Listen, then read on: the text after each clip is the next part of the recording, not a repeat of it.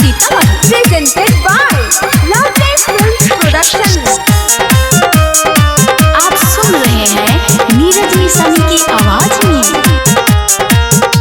मेहदी न सुखल हाथे चल गइल दोसरा साथे छोरी के हम के अके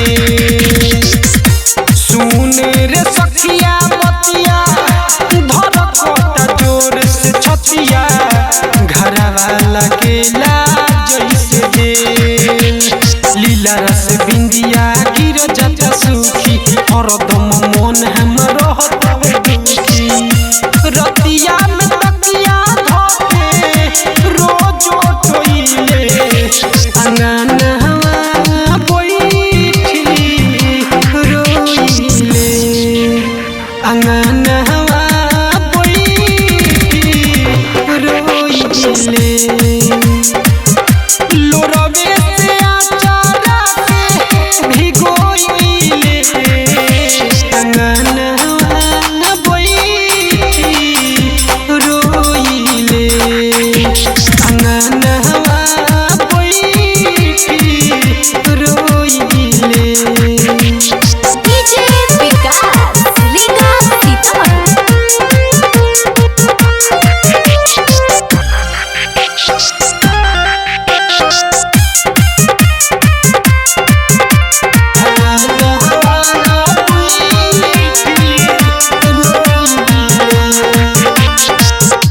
किस्मत के कोसी की अपना के कोसी हमके समझना आवे कवना के कोसी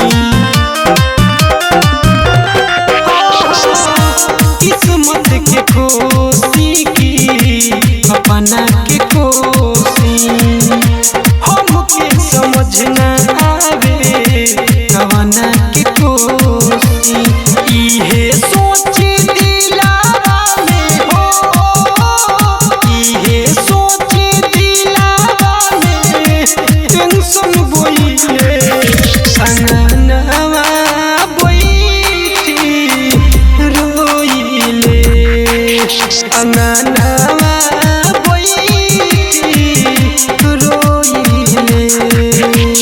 डीजे विकास लीगा सीतामढ़ी।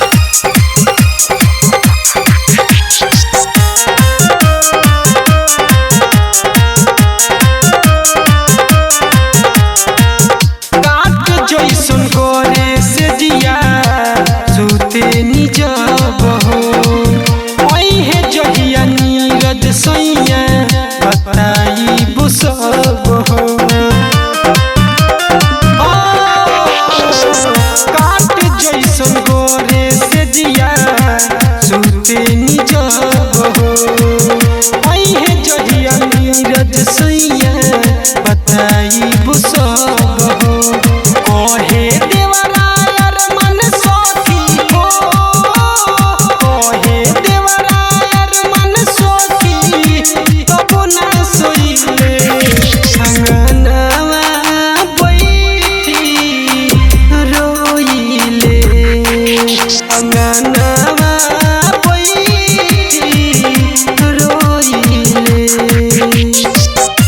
रतिया में तकिया धोके रोज टोइले अंगनवा बैठी रोइले अंगनवा बैठी रोइले